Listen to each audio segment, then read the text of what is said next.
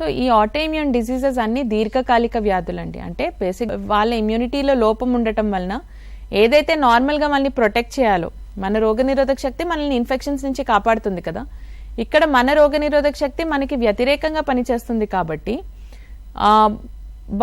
అది వాళ్ళ ఇమ్యూనిటీలో ఉన్న లోపం వల్ల వస్తున్న ప్రాబ్లం కాబట్టి ఇది యూజువల్గా దీర్ఘకాలికంగా ఉంటుంది. ఇట్ ఈస్ నాట్ లైక్ ఇది కోర్స్ లాగా కాదు. అంటే ఇవాళ రుమటాయిడ్ వస్తే ఇవాళ ట్రీట్మెంట్ తీసుకుంటే ఆటోమేటిక్గా ఒక 6 monthsలోనో 2 yearsలోనే తగ్గిపోతుందని కాదు.